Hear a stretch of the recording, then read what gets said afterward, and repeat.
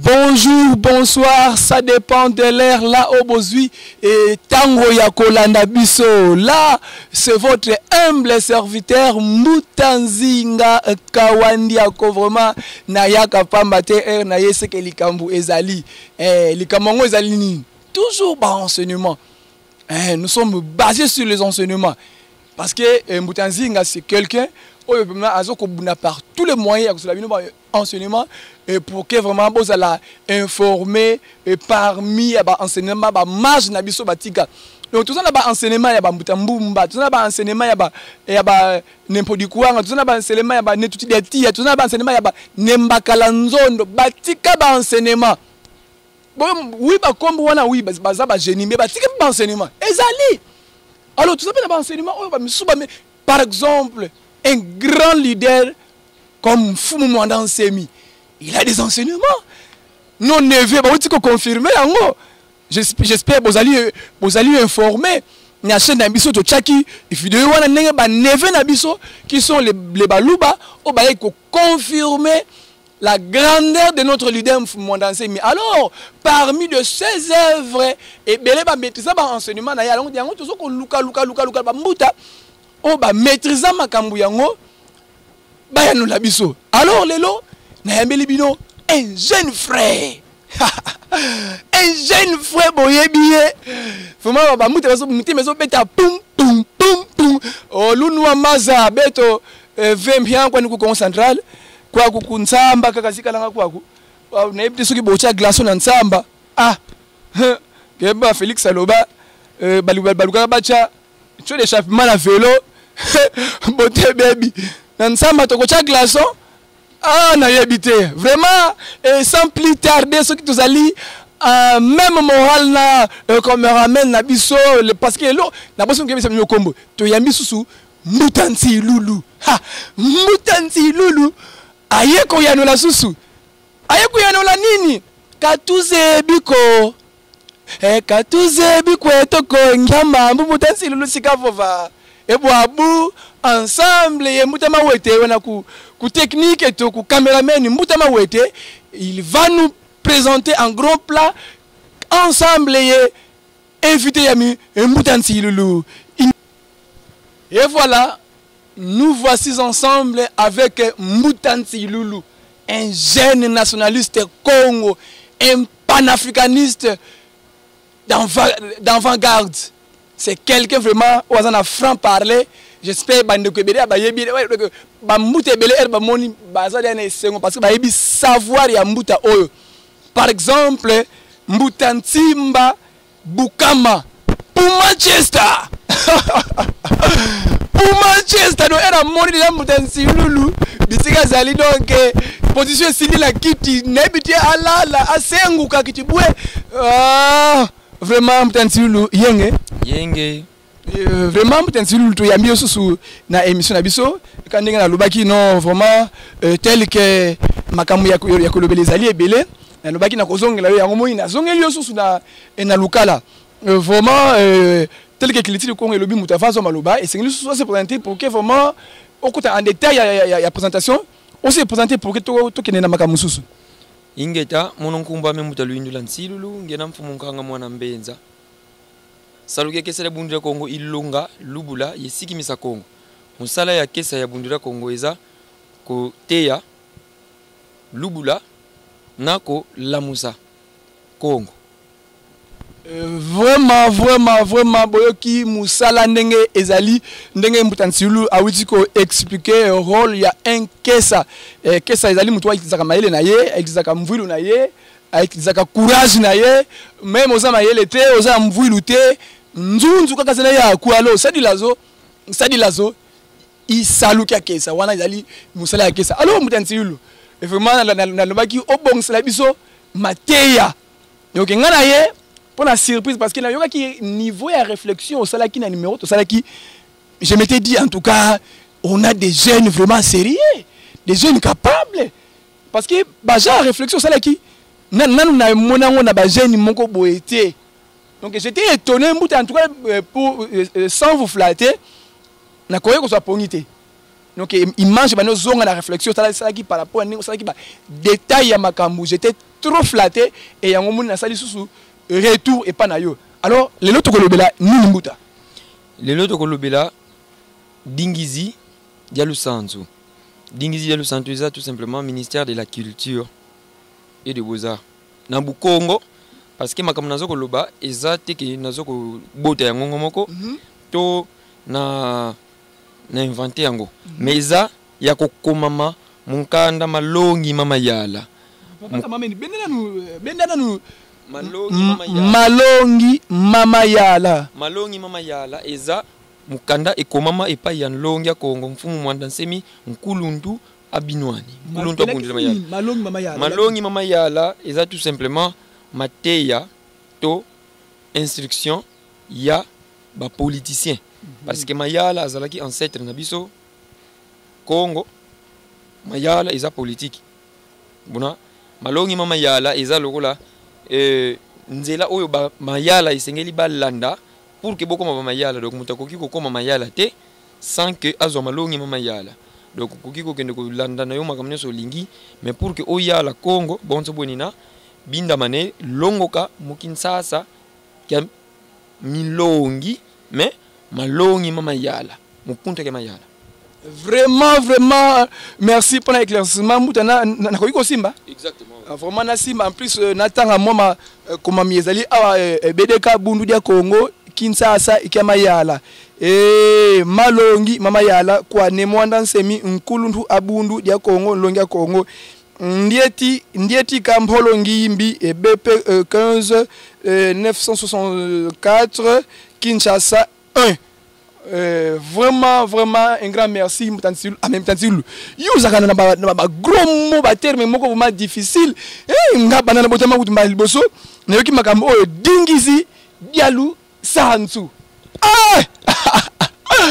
Maman, au moment où je suis dit que je suis déjà en position parce que je suis abandi. Alors, Dingizi Diallo Sanzu, le ministère de la Culture. Et le bel nini ba principe ni zali kuna ba enseignement ni zali kuna oyo lingi o étalé pour que bande kuna biso ba comprendre on a ko tikela vraiment temps penza o étalé yango vraiment et entre temps ce qui intervention to bana okotaka pour na kusunga bandeko ba comprendre bisika o to soko kende to soko o soko détailler alors na ko préférer intervention na ezala première position bon to la bilingue français lingala qui Congo parce que la sagesse Congo talaka kaisa moi goût babingana moko alobaka neti kingana moko bwena yokaka na banoyoka suki kia doki la sudoki la ba terme ça kanga yesengo fort baboro wala banduka isanga kitoko alors tukoyoka yango pour que air mpe ko bana kuyana loka on a français to na lingala pour que bande ko ba comprendre vraiment alors na tikeli vraiment temps au décortiquer vraiment malongi mama yala par rapport ya Dingizi Dia Lusanzu ministère de la culture. Ingeta. Elo ali boso na kolobango na Kikongo pour ba comprendre parce que ça introduction ele ki makasi pona bato. Malongi mabundira Kongo malongo lwanga kaka mu Kikongo. Ke sabinda mane tomba muza ya ndinga Kikongo. Kaka la kwei binda mane tomba muza ya ndinga Kikongo. Mudiambo ya bakulu betu baovo Lusanzu lwakanda imwela kanda na Lusanzu kavila kanda difuidi. Et le Sanzu lunatwanga kaka mukima kimosi mwanzi umosi kaka kumbidi mosi dinatanga Lusanzu ndinga kaka ndinga yabisi France iyo inatanga Lusanzu lwabisi France ndinga yabisi Angleterre iyo inatanga Lusanzu lwabisi Angleterre ndinga yaba chinois iyo inatanga ndinga Lusanzu lwaba chinois buna betu butuzole longa Lusanzu lweto tubinda mane lo sadilanga kaka mukikongo mais mudia nakota sikoyo pona ba oyo baza na possibilité ya koyeba Kikongo yango tozomona ke tozo violer loi nsiku wa longo ya kolobaka mateya ya bundu ya mayala ya bundu ya Congo na lingala sinon eza violation mais il faut pas que bo continue ko pesa biso musala ya kolobaka langue oyo eza interdit na kodida moyo parce que ndenge tozo sala bongo eza violation ya loi eza na ba punition eza censé muto wa violer loi par exemple boy bakoki ko chicoter biso même sans fouet à cause ya violation oyo mais tozo sala yango même yemo grand maître soko pesa yango to continue ko sala yango mais il n'est pas vraiment d'accord c'est pourquoi tout binda mene olebo pesa biso musala to traduire chaque fois et sengeli bo fournir effort collègue pour que malembe bo yeba ki Congo pour que to tika directement libela ba langue oyo eza prohibé mulu sansu la Congo parce que ki chinois muki chinois bana gelongila ndinga ya ba chinois yawi na longa ki mulu sansu la ba chinois donc katulendi tata mana mu salilanga bonso boboko oro ndenge na lobaki dingizi dia lusansu dingizi eza tout simplement ministre dingizi mutu oyo aza na rôle ya jouer rôle ya ministre et qui dingizi eloko bakisami eza qui bonso sous-salo comme si bureau et qui dingizi elingolo ba tout simplement bureau ya ministre donc ministère alors dingizi dia lusansu itu kidi mumpanga mu verbe sansa et uti na verbe sansa ko bokola alors lusansu eza tout simplement la culture parce que la culture d'un peuple c'est l'expression de l'âme de ce peuple dont sa langue est son véhicule principal. Et la culture englobe les valeurs morales de ce peuple, la technologie de ce peuple et les relations qui lient ce peuple avec les dieux très haut. Et en gros donc, Dingizi de Lusansu, ils ont tout simplement ministère de la culture. Alors, Dingizi de Lusansu, il y a Salubian Toko. Et comme ça, Dingizi, ministère de la culture et beaux-arts. On a dit que la sous échelle plus large parce que Salubian Toko et Bakisi et Loko Mususu na ici kaya Lusansu kaka. Donc c'est un peu ça. Matono vraiment besoin éclaircissement ya Dingizi ya Lusansu peut-être vraiment na bandeko oyo bazalaki na balakine na débit ya koyoka ke Dingizi Lusansu besoin éclaircissement complet. Alors mbuta muntu vraiment na kosenga vraiment to développer parce que talaka biso to kimaka na ngonga TV za kama ya ngonga alors na kolinga vraiment to kene malamoko au décortiquer malamoko au pansanteke. Voilà. Lusansu bon, le sansu ndenge nalobi ezali ndenge peuple moko ezalelaka. Ndenge peuple moko ezalelaka. Culture kinkulu. Alors, ndenge peuple na peuple ezalelaka esengeli bazalela ndenge batikela bango pa bakoko na bango. Or bakoko na bango ba recevaka ndenge wana epai ya nkolo.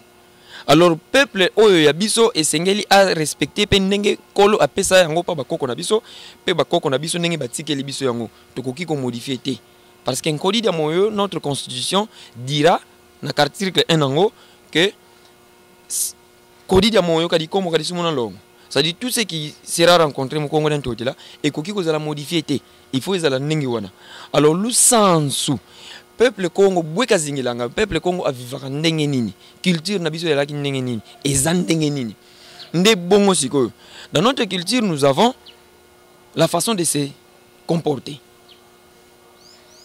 tokene ngomba parce que ça est belé la façon de se comporter na façon de se comporter ezalaki na système moko soki ba maman mwana mwasi aye esika mibali bazali akoya na tendance ya ko se prosterner c'est-à-dire kuki yina kuki kumpa bomo ndenge na kangi makolo nde bongo ako marcher à pas réduit de manière que makolo na yeko kiko zala ko funga mate ça faisait partie de notre culture et c'est le ministère de la culture qui veut voir ça et tango aye pa mwana mobali même pas mutu mususu soki ba pesiye eloko ako dekama eza ko fléchir ba genou légèrement de sorte que akosala mouvement moko akiti amati.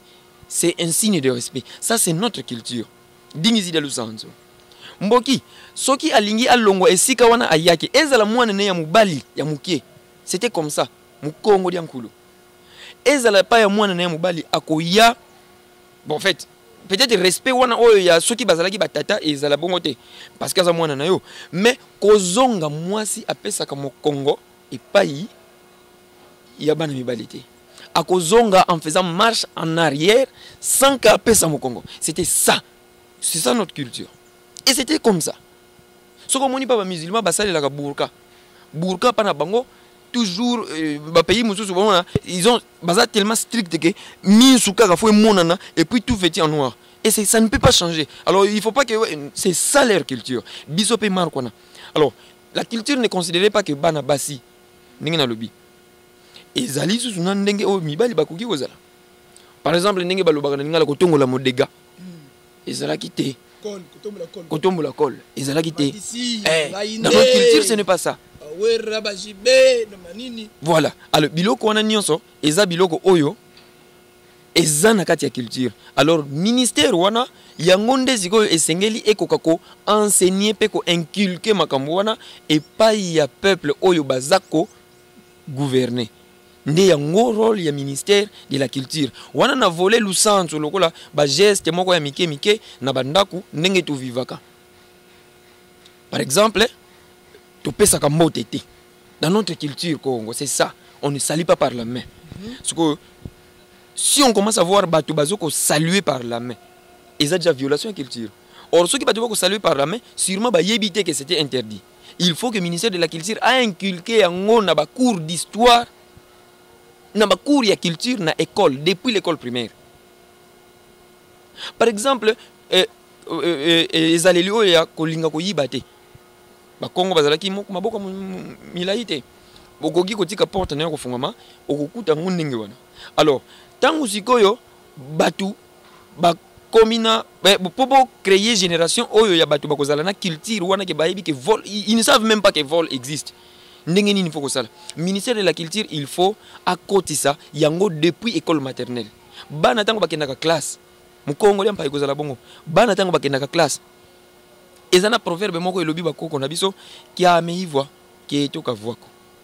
Yangai eza yangai kasi ya biso nyonso eza yangai te. Donc ki ameivwa ki etoka vwako. Alors pour que bana bayeba base wana depuis leur enfance, pour que bakola na philosophie wana. Mwana soki par exemple bana école primaire, ba madame na bango na école, bakoki ko yembela bango nzembo, bakoko créer yango nzembo. Ministère de la culture akoki ko influencer l'enseignement et ça la marque. Par exemple, à chaque fois que dans la classe, ils ont heure moko ba yemba ka chanton. Kia meiva, ke toka vwako, kia meiva, ke toka vwako, kia meiva, ke toka vwako. Bana imiki ndenge ba yekola ka marque chaque fois. Dans leur culture, c'est devenu une habitude. Tango ba yebisa mo kia meiva. Elingolo ba yanga yeza yanga. Ke toka vwako, yanga ite, ya biso nyonso eza yanga ite. Alors, bana nyonso depuis leur enfance, l'école maternelle, parce que c'est le ministère de la culture qui a décidé que pour éliminer certains cas de vol dans le futur, bana wana ya génération sika et sengeli ba kota jana philosophie oyo ko bossa ni sabango ke kimui bezalaka. Ki amei voa ke to ka vako soki ba koli na yango ba kola depuis makona ba outil école maternelle, ba koti école primaire, ba kena humanité et ça doit continuer pour que parce que toujours la répétition est la mère des sciences. Ceux qui botiki, même ceux qui botiki, baza na wango ba na 5e des humanités, baza mikolo ils savent déjà. Ceux qui bolobi to longola bilo comme ça parce que c'est comme petit. Ba yebi na bango déjà. La répétition c'est la mère des sciences. Ceux qui bo mekika ka ko longola yango, même na 6e des humanités, vous allez voir que hermo bo muta bosani. Akomi ko luka ça la makambo oyo nen. C'est pourquoi même ceux qui na Chine, vous allez voir qu'il y a une certaine culture échangeate même na ba école na bango supérieure. Parce que les ministères de la culture savent que Makambouana et Sengeli la bongo pour que ezala endurci et pas ya peuple na bango. Et c'est comme ça. Alors ndenge ba koli bongo avec ba principe de base wana. Tangu ba kokoma na niveau ya ko koma ba adulte. Ba yebi déjà sentence oyo ko zala pa oyo ako violer le wana. Ndenge ba lobaka na droit, ngai na koki ko yiba na nga. Ba kanginga. Yo oza juriste, oza mutu osala droit. Oyibi soki bakangi yo ngai na yo to kozala pini ndenge moko te parce que connaissant la loi vous ne pouviez pas faire ça ce que ndenge ngai bako pinir nga muke ndenge yo bako pinir mingi na justice a mindele nde bongo sko bana wana parce que vous avez appris ça depuis l'école primaire. Comment vous êtes devenu adulte et pas oyibi? Donc la sentence sera impardonnable. Même yemoko ayebi yango que je ne serai pas pardonné. Ça c'est le ministère de la culture. A sali musala nae pe a komisi bato na niveau ya kokoma na nini wana. Dingi zidia lusansu ministère de la culture etali lisusu par exemple mvoa tulu elateli. Biso ezana elateli moko tozalaki na notre culture. Il est interdit. Ndenge ba branamiste balataka, ba joviste, ba branamiste généralement. Il est interdit moi c'est alata ba habillement femme, homme. Il est interdit pas mbali alata habillement femme. C'est ça notre culture. C'est ça dans notre culture. Comment nous pouvons permettre moi en tout cas voir collant mwana wa bakala ka voata jeep ministère de la culture zapi mboma za Congo kwebena. Et c'est ça nsiku wankodi da moyo et lobby ata okolela lela na kasi nsiku matondo mbuta vraiment ba leçon ya boye en tout cas na lobaka nil par ailleurs ba chaîne eza ebele bo luka botala mais ba leçon ya boye BAM TV bon misusu pe botama e kusala pe malamu mingi e ko bimazala na ba leçon boye parce que ba leçon ya boye on doit profiter mbuta. Donc ce qui n'a landi vraiment exposition na yo là je peux dire ministère ya culture azana devoir munene oh il faut jouer tout oh à jouer kana nation na lusanzu ka vila kanda difuidi muni proverbe wana article mubimba na kodi ya moyo lusanzu lwa kanda imwela kanda na lusanzu ka vila kanda difuidi bokoki kozala na armée forte bokoki kozala na ministère forte économie forte mais c'est parce que peuple oyo eza à l'intérieur du pays ba ressortissant ba nationaliste na bino ba fils du pays baza atali susu na lusanzu na bino te kanda difuidi. Donc beaucoup de la fort, beaucoup de la crainte dans les pays voisins, dans les pays étrangers, mais au fait en vous vous n'avez pas le socle qui solidifie votre culture. Ça veut dire facilement beaucoup au quoi sabino rien que par le lusanzu. Donc le ministère de la culture est un ministère qui a la aventure. Exemple sur na koki ko pesa. Mu lusanzu la Congo, soki batu ba uti musala ba sengeli bazala parce que biso to lobby yango bien. Mutu oyo eza bonzambe mais bako na biso bazalaki na aussi musique. La musique, il n'y a pas que la musique religieuse qui glorifie Dieu. Eza na musique oyo ekokiko égayé parce que nous sommes des humains. Tokokiko za la toujours te na louange mfumu a Congo sa kaku e bonzo bo. Eza na moment où eza ki to fandi bon mfumu mwanda Congo, mfumu a Congo to glorifie ki. Butu vueni ngitu na salanga. To imbilanga kaka nkunga mimi fitisika mfumu. Non. Bakulube to bakala yemi nkunga bazala na banzembo bakoko na biso ningi bazala na banzembo wana na banzembo wana ya mabina parce que c'est écrit nkunga mi makinu lokola bandara ba groupe folklore ezalaki o ezaki batu pena bafandi autour d'une table ya lungwila masanga ils sont en train de boire et puis il faut qu'on ningana wana masumu te masumu e uti na verbe sumuna masumu elingolo ba tout simplement sumu na nsiku ko violer loi masumu yangwana. Donc ce qui nkolo ailobake masumu mais masumu c'est tout simplement sumu na nsiku oyo eza établi et pas ya oyo a établir ngo soki o sumu ni yango eza masumu. Donc okozana entreprise ba tulokola ngai tozo sala na boulangerie ya Mbuta Nsimba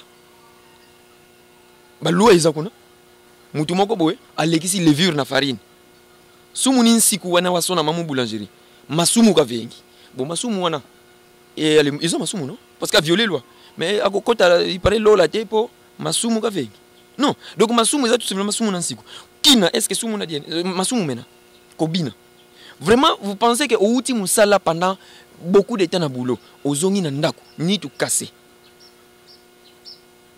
okomela masanga non masumu bongo pona nini nkolo nembumba atia ba verti wana eza na nsamba na nzete ya mbila pour que ebimisa nsamba mfumu mwanda Kongo mfumu le père céleste nembumba tango créer ki nzete ya mbila ayeba ki teke nsamba oyo azotia kuna na ba verti na ngona eko buzisa mutu donc gomela ce n'est pas interdit, ça ne veut pas dire qu'il a autorisé yango, ce n'est pas donc un péché. Vous voyez, alors tant que mutu ameli ozalaki na fatigue pour que osala fatigue olongo la fatigue wana mabibi ya musala okoluka o sala ba physique. Alors bakoko na biso connaissant les lois de la nature bazwa ki sikoyo ba physique wana ba physique ba gymnastique ba kotisaki yango na kati ya culture na kati ya banzembo nde banzembo to yoka ba folklore ozoyoka ba ntando ozoyoka ba ndibu ozoyoka ba manyanga ndenge ba beta ka wana c'était les physiques insérés dans les enseignements malongi. Ndena moment en tout cas Zela sagesse ya boy ndwenia moins de 25 ans Nango mo de 25 ans. Ah yo kolula te yo jeune fille keba. O ngai eluka numéro tantilulu. Nakanga déjà oh. En tout cas, ça imaginez Mbuta en tout cas sans vous le mentir ba liboso na yo ki eloko. Donc banzembo na biso ezalaki d'une façon il y a ba gymnastique on a classe tout 1 2 1 kasi ba ko le miso ba chaka wana ki vala koka donc na place tout banda ko chaka inutilement sans eloko bati yango na instrument c'est exactement ça. Donc banzembo wana ali soki osali yango mais vous êtes en train de faire du physique entre temps d'implorer les forces intérieures aux anakati na yo po eza extérieure o elingaka ba vibration wana ya nzembo nde eko ya sikoyo ko fortifier bino. Ce n'est pas pour que to sumu ka poto kota lola te non. Donc banzembo wana ya makino wana lobi wana tangu to kokende na esika moko boy kermesse za wana ya lusanzo la Congo. Batie nsamba, batie lungwila, ba oba ko ba ebiere nkoyi bazali, bazui yango bafandi autour, bazomela. Bantandu abaniko yemba par exemple maneno, folklore baniko beta. Yo moko ata olingi te tango ko fanda, oko sentir kaka ke yango moko na kati bandiko ningana. Ende tango banako ningana oko luka o telema, tango o telema kinini. Alors, soko tali médecine ya lelo ba mindele kala mingi te kaka bazoya ko découvrir que non, il faut manger 5 légumes 5 fruits et légumes par jour. Il faut faire du sport chaque jour au moins 30 minutes sans se reposer. Il faut faire du physique. Alors,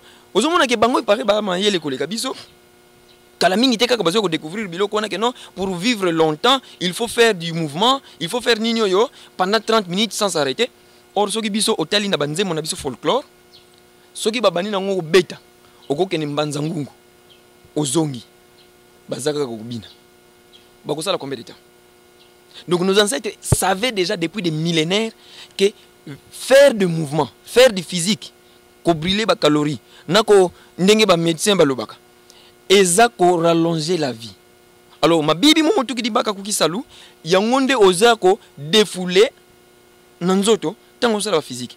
Donc ministère de la culture na biso et sengeli e koka ko contrôler banzembo nzembo moko te ekoyemba mamu Kongo dans hôtel sans que ezala suivi par bureau moko babenga na Kongo Kisumaya kia lusanzo. Kisumaya est tout simplement protocole. Musumaya c'est un protocole. Kisumaya est un bureau protocolaire. Oyo eza na kati ministère. Alors ministère wana ezana kisumaya nangolo ministère ya kisumaya ke lusanzu protocole wana eza oyo babenga kana actuellement censure. Commission de censure. Mutu nyonso akoyemba esengeli akende na ministère ya censure. Donc muntu na yimbela kafiti kwenda ku kisumaya parce que ndaka songa akende kolakisa texte na ye ya nzembo alingi ayemba to ayembi bangonde bakoyoka yango. Ce qui ba monique ezoko cadré na ba volonté ya nkolote parce que biso eloko moko te sale maka sans que ezala autorisé na kodida moyo. Ce qui kisumaya kelu sanzo et découvrir que texte o ezoko cadré te musique na yo ezoko cadré te na lusanzo la Congo, on va tout simplement interdire ça. Ndenge bako interdire yango, la loi est dure mu Congo na totela. Donc ce qui est bandi ko beta par erreur que na kinswe qui est bimi bayebi bangumoko ce que sera la sentence pour namuto a violence siku walogo matondo vraiment tozo konange vraiment ba muta bazaya ko sepela vraiment les africains ba peuple noir bazaya ko sepela na komona un jeune comme Mbutansilulu azoko décortiquer ba sagesse ya boye vraiment tozali sous soleil vraiment ndenge bozo komona biso tozoko transpirer et biso moko to lingi tozala boye parce que Mbuta c'est comme si tu es secret ya moye. Oui, moi biso to imploraka nembumba loa ezangwentango le soleil, il y a dans lui un temple où se trouve le divin ou a dirijaka système nabiso, système solaire ou constellation nabiso. Il y a la planète nyonso eza autour na ye. Nde biso yende te considérer comme le père, mboki, tokoki kokimaka jamais le soleil parce que na ndenge abimaka chaque fois atindelaka biso makambo ebele fort makasi ya nzoto atindelaka biso lumière na ye parce que sans lumière il n'y a pas la vie atindelaka biso bilongo kisi il y a na bukongo banganga bayebi yango traitement mususu bapesa yango tout simplement kaka bakoyebisa yo de s'étaler au soleil bakoyebisa yo wenda wayetela mwini. Alors il faut que s'exposer na soleil. D'ailleurs même si on est dans la culture na biso basi bazana expérience de vie koleka mibali parce que mutia tongwenda yango evo mutia mwena moyo. Alors basi comme baza plus ba maman na biso baza plus pembeni ya moto entre ya kolambela bana na mibali na bango. C'est pourquoi ils vivent plus longtemps. Ils ont un hasard. Ils ont un outil. Non. Donc le soleil azana kisi ezoya nanzoto ya mutu nyonso pour que et ça la rajeunissement. Nde bongo ba mama ba umela ka koleka mibali parce que baza tout le temps pembeni ya four, tout le temps pembeni ya makuku matatu, chaleur bakoni, tout le temps pembeni ya réchaud. Ah mbuta kototo bo mananu parce que tous les bani koya pour na so que ba innovation na ba innovation. Oyo susu mbala liboso. Nous nazo so ba leçon moko ya mayimo na toko zongela susu mbuta parce que biloko so bibisa to ba entre parenthèses. Oyo le bana grammaire fermons vite. Cette parenthèse là to kangina no po to zana sujet moko boye vraiment ya kitoko to continuer no sujet na parce que kuna to ko fongola yango ba mama ba umela ka mingi c'est parce que mingi bolambaka pembe na moto pembe na tia alors tia moto azana énergie moko ya makasi oyo a charge ka kati nzoto na biso ezala ba secret ebele oyo a jouaka kati na biso vraiment Mutansilulu merci pour moi flash wana info vraiment et c'est makasi alors Mutansilulu na nyonso oyo tukolo ba wana penda alors na zongi nanga moko nazo ko réfléchir ba classe toleki ne to tambola. C'est comme si ils ont une application mon côté oyo lobby awa izali na ba ministère na biso précisément na ministère culture na biso ba sel la kayangote. Pourquoi ba sel la kayangote? Parce que ngai na ko maka nyoso lobby awa na pa nga ebimi sika. Alors sagesse ça boye kana livre oyo nyoso na livre wana nyoso na livre muta comment fumo na semi comment yango ce qui total bien livre oyo eza mon côté il faut que yeba yango eza syllabus moko oyo mais eza mon côté eza ebele oyo taka oyo malongi mama yala eza ya 175 pages nyonso pardon voilà malongi mama yala eza syllabus mon côté eza ya 175 pages nyonso na Kikongo où ça ne parle que de la politique ça enseigne bama yala donc nyonso oyo tout ça conçu par Mfumu Mwandansemi donc eza mon côté nyonso eza kuna c'est pourquoi esengeli bamayala bavyokanga mukinsasa kya mayala bamayala esengeli balekelaka na ba université supérieure oyo ya enseignaka ba politicien mais conformément à leur tradition à leur culture parce que kanda de bantu yentoto miandi ye kisinsiki andi ye bakulu bandi buna yelu sansulu andi mpe kanda de bantu lingolo bawana donc ba chinois na culture na bango na langue na bango na bakoko na bango na mabele na bango alors il faudrait bas sala yango conformément à leur façon. Or maintenant ce que la majorité des pays africains o ba benga mingi ba pays du tiers monde o nyosu zana se ba benga yango bongo voilà nyoso o ba sala la kana ba ministère na ba gouvernement na biso ezana tout simplement ya culture ya ba peuple mususu ezo ko cadrer na ba valeur morale et spirituelle ya ba noir. C'est pourquoi vous allez voir en RDC, Ndengwana. Au Congo Brazzaville, on a Zimbabwe, Ndengwana. Tout le monde. Alors, Ndengenini bakoko faire conformer makambo on azolo bawana dans pays nabiso tant que ça ne cadre pas avec nos cultures. Parce que la culture française permet nango musiciens à latinaye, mutakala. Alors, ba musiciens nabiso bazoko salela le même nini wana, nos ministères bazo salela le même babilo ko wana. Ça va finir par autoriser ba clip indécent ba si mibali balati mabe et ça passe musique ya mabe par exemple il y a des chansons ils ont les canaba bêtises ça passe comment et même ceux qui est leki na fraude mais comment ils ont bêta na babar Et les ministres, même bana na bango, basi na bango bayoka kayango, ils ne savent pas que ça passe. Bakoka qui sanctionner musicien na conformité. Bakoki ko suspendre peut-être pour 5 ans par exemple. Et c'est aux hommes que musique oza indécent isolé ezobeta. Alors, style mususu yeko bima ya bantu enya. Ba jeune bazobeta ba nzembo siko oza ke abeta ngo na moi studio na kati ya chambre et s'il directement et que même pas sur le marché puisqu'il n'a pas le marché. Et bimi directement et pas ba master na Bluetooth et ketina ba barale. Le ministère de Kisumaya quel sensu et bimi même pas que nzembo et bimi. Et même si bah tu as renseignement. Bah yoki, il ne donne jamais rapport ou alors ceux qui pas ça rapport on ne sait pas. Alors vous voyez que na ba pina biso comme si ça ne marche pas. Pour nini parce que quand les bantu yen toto miani ba kulubani kisinziki ani lu sensu londi. Donc notre culture ne permet pas cela. Alors ceux qui ba loi wana ezala ki ko régir mboka na biso, ba mboka na biso, je ne parle pas que du Congo hein ou du Congo n'importe là. Tous les pays. Ceux qui ba loi wana ezala ki ko cadrer par rapport à nos cultures pour comment que exemple na kopesa pona ko loba bandeko na biso bazala déporté na Haïti, Martinique, Guadeloupe na Saint-Dominique. Vous allez voir qu'il y a même na Brésil beaucoup monde que ba noir bazana ba kermesse moko basalaka la capoeira basalaka kermesse moko basalaka ba pesa ba offrande ndenge na bonde ko salaka la mingi et pas il y a ba génie de l'eau ba kendaka ba se décorer conformément à leur culture. À notre culture, parce que les nango yango et kenda kuna. Et puis ils font des danses. La capoeira, on a comprendre. La capoeira, ce sont des danses folkloriques. Et ça sport à la fois arts martiaux, et puis ils ont des danses folkloriques. Ils dansent entre tabatimo bazobeta bambunda balati babilo comme boye, ça est en train de faire conformément à notre culture.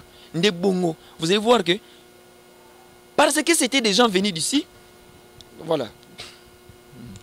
Matondo vraiment tokomi kokoma vraiment pratiquement ya suka ya numéro na biso vraiment Mbutansilulu merci pour la disponibilité vraiment et sengoza makasi vraiment na nyonso oyo uti koloba awa. Alors ça je conseille ni okopesa tana na moi 30 secondes moi ça je conseille en plus moi au revoir na bandeko.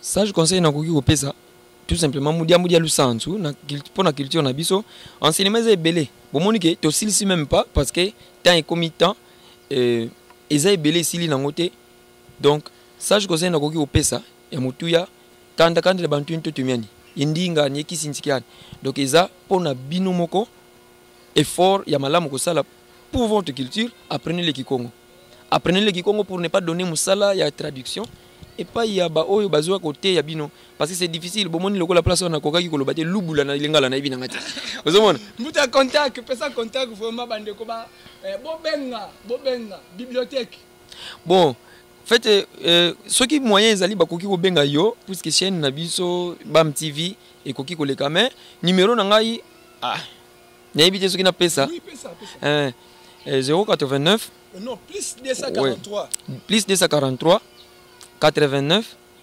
98 51 038 plus 243 89 98 51 038 na Facebook pe nazali na sala la mingi compte ya Mbutansilulu na drapeau ya Congo Central mais na koma mingi na compte ya Rigen Silulu parce que wana ezalaki ya vie privée na boya ki ezala oya dibundu Mbutansilulu mais pona ba oba ebinga na kombo ya Rigen kombo ya mindele yango nde wana na sala la Rigen Silulu matondo vraiment bozui adresse comment quoi atteindre et là c'est votre humble serviteur l'aigle géant du Congo Central Mbutanzinga Kawandako nazaki na esengo makasi ya ko présenter bino numéro oyo vraiment tokozonga susu pa Mbutansilulu na yebike bandeko baza kuna bakuluka pa tous les mois susu tozonga la Mbutansilulu pour que parce que biso tofana na musika yeba fana ka musika Mbutansilulu ngaza pesa na beta moi danse moko boye mwanze moko boye ya physique oyebi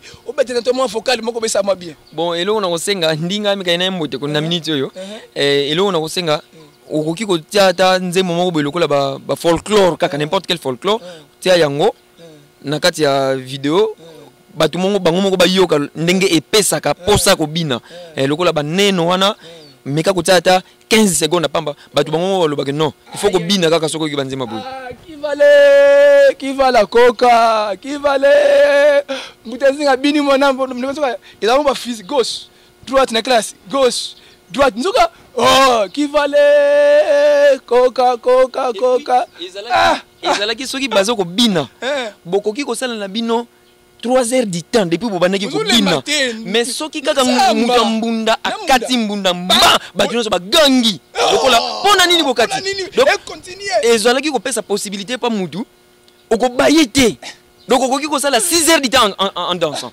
Nous sommes arrivés presque pratiquement à la fin de notre numéro, alors au revoir.